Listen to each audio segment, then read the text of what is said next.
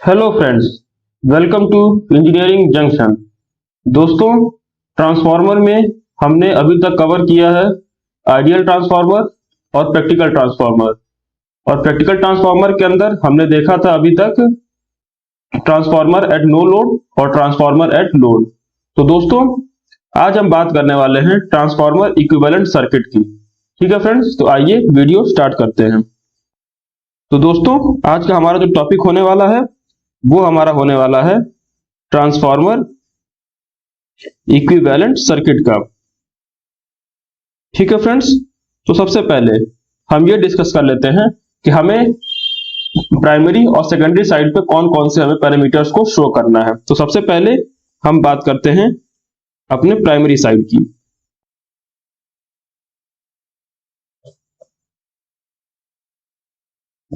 तो दोस्तों, प्राइमरी में सबसे पहले तो हमारा जो सोर्स होगा, हमारे सोर्स का वोल्टेज हम सपोज कर लेते हैं हमारे पास V1 है। सेकेंडली हमें शो करना है प्राइमरी साइड का रेजिस्टेंस और रिएक्टेंस, तो उसे हम शो करेंगे R1 और X1 के हेल्प से।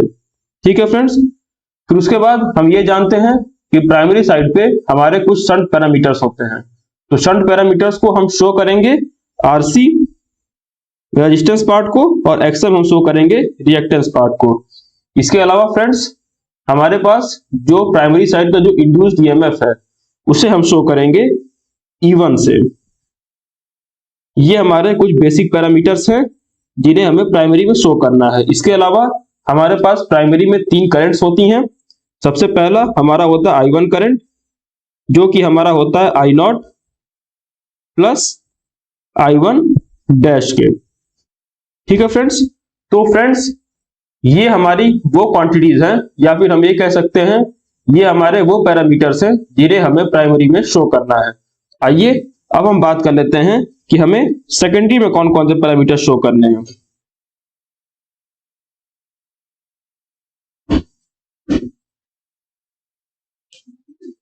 ठीक है फ्रेंड्स, तो फ्रेंड्स सेकेंडरी में हमारे पास होगा हमारा एक इंड्यूस्ड ईएमएफ जिसे हम शो करेंगे E2 से।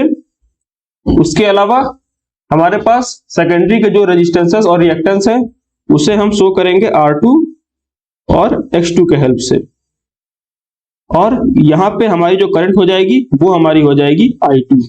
इसके अलावा जो हमारा लोड वोल्टेज है या फिर जो हमें लोड साइड में जो वोल्टेज मिलेगा उसे हम शो करेंगे V2 से।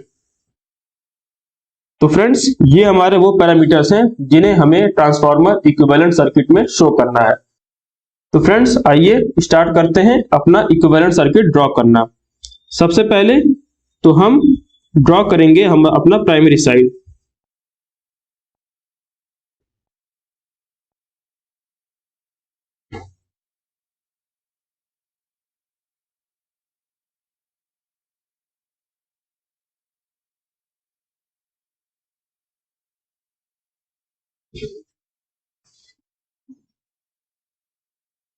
दोस्तों, प्राइमरी साइड में हमारा क्या क्या हो जाएगा। प्राइमरी साइड पे सबसे पहले हमारा हो जाएगा रेजिस्टेंस R1। यहां पे हम रेजिस्टेंस R1 शो कर लेते हैं। फिर उसके बाद हमारे पास होगा एक रिएक्टेंस, ये हमारा हो गया रिएक्टेंस। तो यहां पे हो जाएगा हमारा R1 और रिएक्टेंस को हम शो करते हैं X1 से। उसके अलावा हमारे पास जो हमारा सोर्स वोल्टेज है, सोर्स वोल्टेज को हम शो करते हैं V1 से। ठीक है फ्रेंड्स, तो ये हो गई हमारी सीरीज पैरामीटर्स। अब हम जानते हैं प्राइमरी पे हमारे पास होता है शंट पैरामीटर्स। तो आइए शंट पैरामीटर्स ड्रॉ करते हैं। सबसे पहले हमारे पास IW करंट की वजह से हम जानते हैं हमारे पास एक रेजिस्टेंस होता है और दूसरा IMU करंट जो कंज्यूम करता है वो हमारे पास एक रिएक्टेंस होता है। तो इसे हम शो करते हैं RC से और इसे हम शो करते हैं XM से। ठीक है फ्रेंड्स, दूसरा हमारे पास यहाँ पे ट्रांसफार्मर वाइंडिंग्स हैं और इसमें जो हमारा वोल्टेज इंड्यूस होता है उसे हम कहते हैं, ये हमारा हो जाएगा voltage.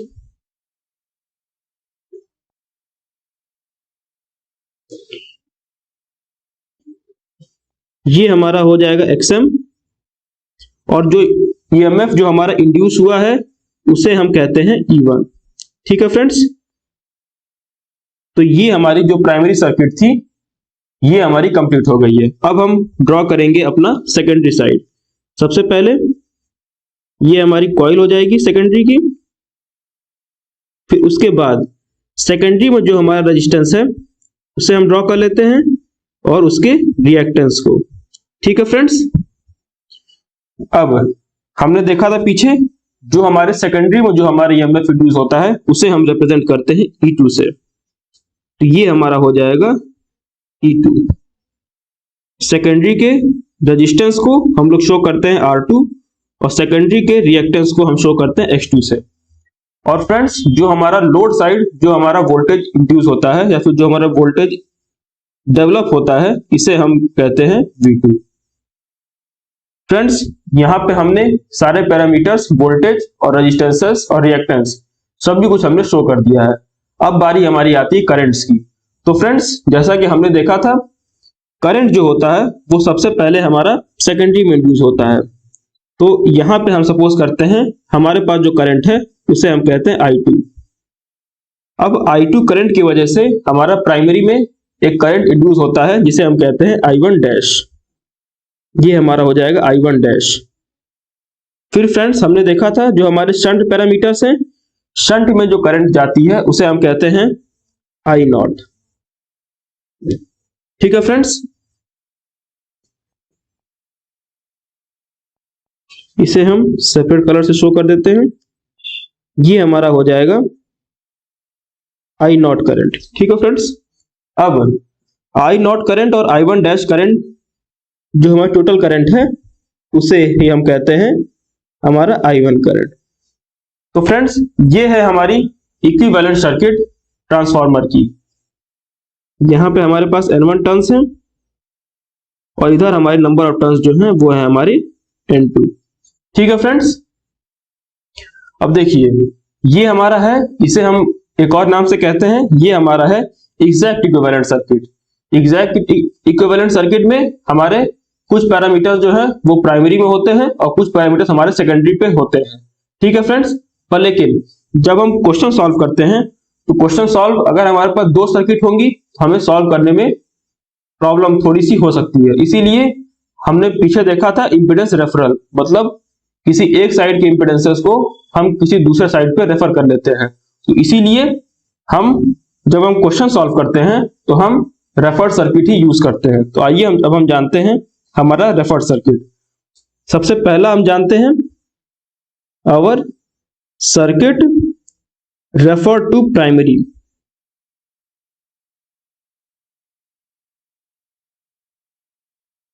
Circuit refer to primary. ठीक है फ्रेंड्स, यहां पे हमें जब हम सर्किट को रेफर करते हैं तो हमें जरूरत होती है टर्न रेशियो की। तो टर्न रेशियो हमारी हो जाएगी N1/N2। ठीक है फ्रेंड्स, और ये हमारी होती है V1/V2 या फिर यही हमारी होती है I2/I1 के इक्वल। ठीक है फ्रेंड्स, अब हम देखें कि हमारी जो रेफर्ड सर्किट होगी वो हमारी क्या हो जाएगी। आइए फ्रेंड्स, अब हम बात कर लेते हैं हमारे रेफर्ड सर्किट की। सबसे पहले हमने यहाँ पे सेकेंडरी को प्राइमरी पर रेफर किया है। इसका मतलब है कि हमारे जो प्राइमरी पैरामीटर्स हैं वो हमारे जैसे पहले थे वो अभी भी वैसे ही रह जाएंगे। तो आइए सबसे पहले हम हमारा प्राइमरी पैरामीटर्स ड्रॉ कर लेते हैं। ये हमारे हो गए सीरीज पैरामीटर्स और ये हमारे हो जाएंगे शंट पैरामीटर्स।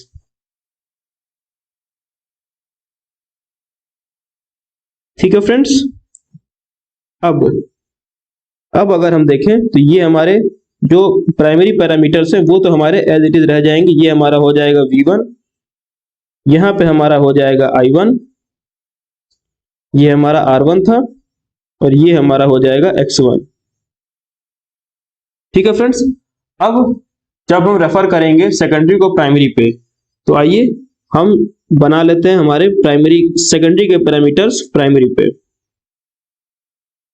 ये हमारे हो गए सेकेंडरी के वोल्टेजेस और रेजिस्टेंसेस। अब जब हम सेकेंडरी का रेफर करेंगे प्राइमरी पे, तो अब हमारे पास पहले जो सेकेंडरी पे R2 था, अब वो हमारा बन जाएगा R2 डैश, क्योंकि इसकी वैल्यू हमारी बदल जाएगी। ये हमने पिछले वैल्यूज में देखा था।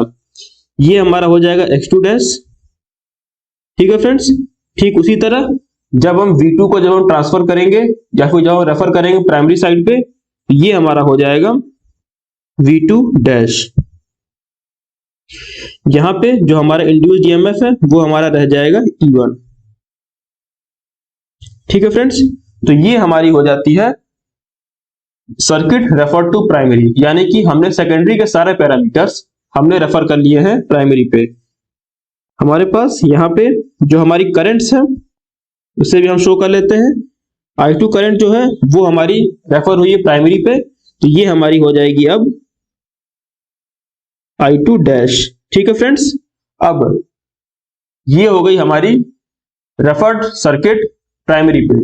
आइए जो भी यहाँ पे डिफरेंट हमारे पास वैल्यूज है, जैसे कि हमारी ये R2 हो गई या फिर X2 हो गया या फिर V2 डैश हो गया, इनकी वैल्यूज क्या होगी हम वो नोट डाउन कर लेते हैं।